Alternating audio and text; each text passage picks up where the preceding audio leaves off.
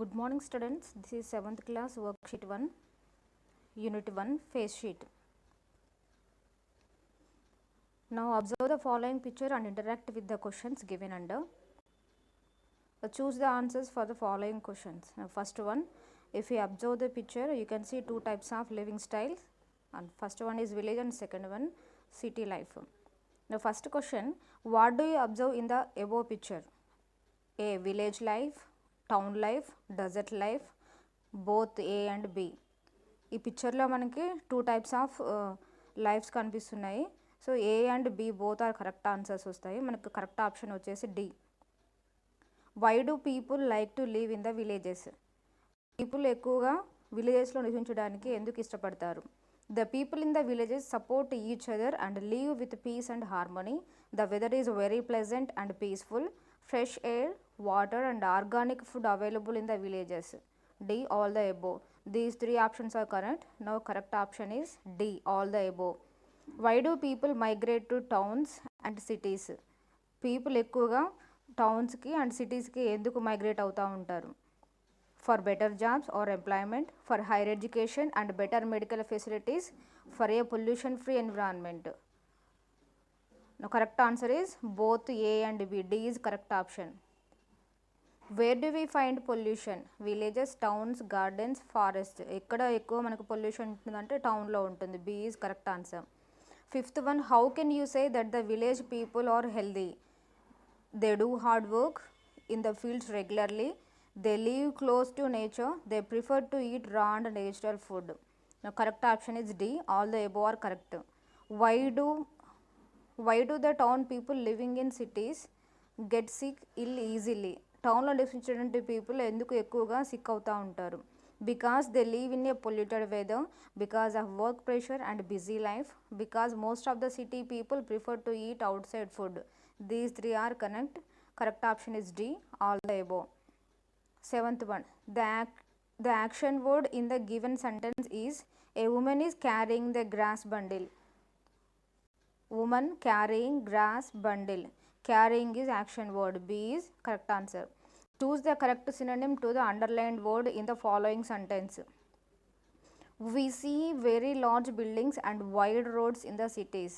Similar meaning మనం రాయాలి వైడ్కి. A small, B broad, narrow, side. So broad is correct answer. B is correct option. Ninth one, choose the antonym to the underlined word in the following sentence. The people in the towns and cities lead very busy life. Antonym word busyకి opposite word రాయాలి. Active, lazy, happy, rich. B is correct option. What type of pollution do we find in the towns and cities? Air pollution, sound pollution, water pollution, all the above. D is correct answer, all the above. Now editing part, section 2. So 11th one, we observe that there are many differences among the village life and city life.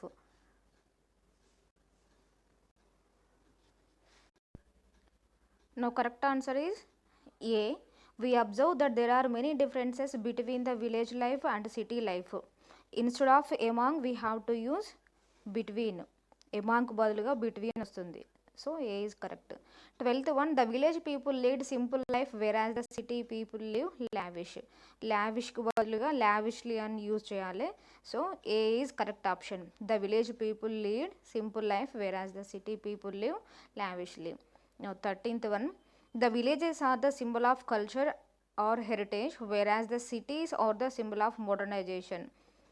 Arc బదులుగా and use చేయాలి. Culture and heritage వస్తుంది. Correct option ఎక్కడ ఉందో చూద్దాం. C, the villages are the symbol of culture and heritage whereas the cities are the symbol of modernization. Now 14th one, most of the Indians are living in villages and depend in agriculture. 14th one, ఇన్కు బదులుగా on రావాలి, on agriculture. So A is correct option. Most of the Indians are living in villages and depend on agriculture. Now 15th one, the young Indian generation prefer to lived in cities. Live కాదు ఇక్కడ, live అని చెప్పి రావాలి. So correct option is B. The young Indian generation prefer to live in cities. 2 తర్వాత ఎప్పుడైనా కానీ V1 form రావాలి. 2 plus V1 form to live in cities. B is correct answer. Section C, creative writing. Imagine you are living in a village and you like your village much because of its natural resources like rivers, mountains, green fields and fertile soil. At the same time, your friend and hostelmate is living in Hyderabad. He doesn't know about village life. Now write a letter to your friend about your village specialities and invite him to visit your village. ఇక్కడ మీకు hints ఇచ్చారు. About crops, source of water, hills and greenery, way of life, about cattle, about oldest temples and caves. మీరు విలేజ్లో ఉంటున్నారు, ఇంకా విలేజ్లో sources కూడా చాలా బాగుంటాయి కదా. అందరికీ విలేజ్ అంటే ఎక్కువ ఇష్టం ఉంటుంది, ఎందుకంటే గ్రీనరీ ప్లేసెస్ ఉంటాయి, రివర్స్ ఉంటాయి, mountains, green fields, fertile soil కూడా బాగుంటుంది. ఇక్కడ వెదర్ కూడా అన్నిటికంటే అట్మాస్ఫియర్ చాలా బాగుంటుంది. So every one likes to live in the village. So ఇక్కడ ఏం రాయమన్నాడు అంటే లెటర్, మీ ఫ్రెండ్ హైదరాబాద్లో హాస్టల్లో నివసిస్తున్నాడు, దానికి విలేజ్ లైఫ్ అంటే ఎక్కువగా తెలియదు. సో అతన్ని మీ యొక్క ఇంటికి ఇన్వైట్ చేస్తూ ఒక లెటర్ రాయమని చెప్పి ఇచ్చాడు. ఇక్కడ ఏమని అక్కడ డిస్క్రిప్షన్లో మీరు బాడీ ఆఫ్ ద లెటర్లో ఏం రాయాలంటే, మీ ఇక్కడ మా విలేజ్లో ఉన్నటువంటి క్రాప్స్ ఏ విధంగా ఉంటాయి, సోర్స్ ఆఫ్ వాటర్, మనకు వాటర్ ఏ విధంగా వస్తాయి, ఇంకా అక్కడ మనకు ఉన్నటువంటి కొండలు, గ్రీనరీ ప్లేసెస్, మన way of village way of life ఏ విధంగా ఉంటుంది, ఇక్కడ పశువులు, మనకి సిటీలో చూస్తే పశువులు ఎక్కువగా కనిపించవు మనకి ఎక్కడ చూసినా కానీ, ఇక్కడ మనకి అన్నీ ఉంటాయి. We can see hens, cattle, cow, hen, sheep, buffalo అన్నీ కూడా కనిపిస్తాయి మనకి. So about oldest temples and caves, గుహలు, ఓల్డెస్ట్ టెంపుల్స్ కూడా ఉంటాయి. సో అవన్నీ వివరిస్తూ మీ ఫ్రెండ్ని మన విలేజ్కి ఇన్వైట్ చేసినట్టుగా ఒక లెటర్ రాయాలి. సో ఇప్పుడు లెటర్ ఎలా రాయాలో ఐ విల్ టెల్ యూ.